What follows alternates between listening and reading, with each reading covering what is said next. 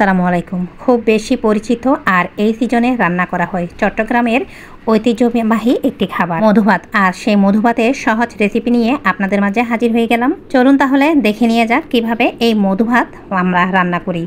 আর এই সিজনে মধুভাত রান্না করা হয়। এই মধুভাতটা সচরাচর আতপ চাল দিয়ে রান্না করা হয়। এখানে আমি 1 কেজি পরিমাণ আতপ চাল আগে থেকে ধুয়ে হাঁড়িতে রেখে দিয়েছি। আর এর মাঝে আমি দিয়ে দিচ্ছি নর্মাল পানি।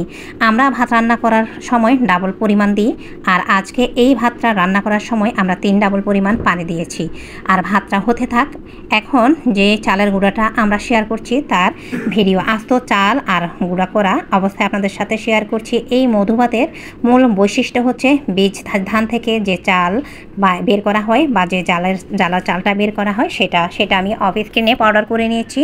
আর তার একটি A to Z ভিডিও বীজ ধান আর জ্বালার চালের পার্থক্য সহ আমি আপনাদের সাথে শেয়ার করেছি। লিঙ্ক এই ভিডিওর ডেসক্রিপশনে দিয়ে দেবো, আপনারা চাইলে দেখে নিতে পারেন।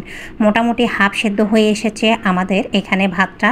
আর এই তো এরই মাঝে দেখতে পাচ্ছেন আরও কিছুটা পানি শুকিয়ে এসেছে। এখন আমি এই ভাতটা চুলা থেকে নামিয়ে অনবরত একটি ডাল ঘুটনির সাহায্যে ঘুরতে থাকবো। চুলার উপরে রেখে শুরুতে আমি ঘুরতে চেয়েছিলাম, কিন্তু দেখলাম অনেক সময় লাগবে, এজন্য আমি চুলা থেকে নামিয়ে নিলাম। চুলা থেকে নামিয়ে বেশ কিছু সময় আমি এই চালটা ভাতটা রান্না হওয়ার পরে ঘুটে নিয়েছি। একটু সময় নিয়ে তারপর ঘুটে নিতে হবে। একেবারে ঘুটে যখন ভাত যখন ঘুটে এইভাবে জাউর মতো হয়ে যাবে, আর ওই সময় আমাদের এর মাঝে যে বীজ ধানের জ্বালার চালটা আমি স্ক্রিনসহ গুঁড়া করা অবস্থায় আপনাদের সাথে শেয়ার করেছি বা দেখিয়েছি সেটা অ্যাড করব। আর এই ভাতগুলি এইভাবে ঘুটে নিতে একটু বেশি বা লং টাইম সময় লাগে। এই তো সেই চালের গুঁড়াটা আমি দিয়ে দিচ্ছি।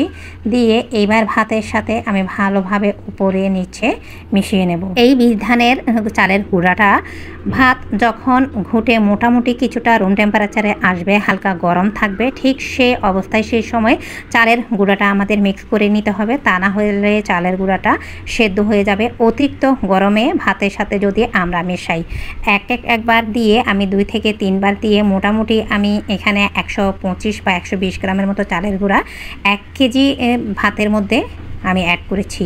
আর এই তো অনবরত এইভাবে ভালোভাবে মিশিয়ে 2 থেকে 3 বার উপরে কিছুটা এইভাবে বীজ ধানে সে চালের জালের চালের গুঁড়া দিয়ে ঢাকনা দিয়ে ঢেকে আমি রেখে দেব সারা রাত্রির জন্য। আর সারা রাত রেখে দিলে এই থেকে কিছু এই মধুভাত থেকে কিছুটা পানি ছেড়ে আসবে। এখন এই অবস্থায় ঢাকনা দিয়ে আমি রান্নাঘরের কোথাও একটা সাইডে গরম জায়গায় রেখে দিচ্ছি। আর এই তো দেখতে পাচ্ছেন সকালে ভোরে ভোরে উঠেও আমাদের মধুভাতটা একদম পারফেক্টভাবে রেডি। কিন্তু এখনও খাওয়ার জন্য পারফেক্টভাবে রেডি হয়নি, কারণ এখানে আমরা কিছুটা মোটামুটি চিনি অ্যাড করব। আর এই তো আরও ডাল ঘুটনি দিয়ে একটু ভালোভাবে ওপরে যে বীজ ধানের চালের গুঁড়া বা জ্বালার চালের গুঁড়া আর চিনিটা অ্যাড করে দেব। আর ঢাল ঘুটনি দিয়ে ভালোভাবে ঘুটে দেব। এইভাবে ওভারনাইট পর্যন্ত রেখে দিলে এতে কিছুটা পানি ছিঁড়ে আসবে। আর ভয় পাওয়ার কিছু নেই। শুরুতে আপনারা ভাতটা একটু শক্ত করে রান্না করার চেষ্টা করবেন, আর সেক্ষেত্রে ঘুটে নিতে কিন্তু একটু সময় লাগবে। মাশাআল্লাহ, এরই মাঝে কথা বলতে বলতে আমাদের চট্টগ্রামের ছোট বড় নানি দাদি সবার পছন্দের ঐতিহ্যবাহী মধুভাত পারফেক্টভাবে রেডি। এইবার নিজের পছন্দ মতো আপনারা পরিবেশন করতে পারেন। তার আগে কিছুটা এইভাবে উপরে নারকেল ছড়িয়ে দিবেন। এতে করে খেতে এর টেস্টটা আরও কয়েক গুণ বৃদ্ধি পাবে আর দুর্দান্ত হবে। আপনারা চাইলে এইভাবে মধুভাত কিন্তু আপনারা সেলও করতে পারেন, ডেলিভারিও দিতে পারেন, বিজনেসও করতে পারেন সিজনে। তো আজকের ভিডিও এই পর্যন্ত। সবাই ভালো থাকবেন।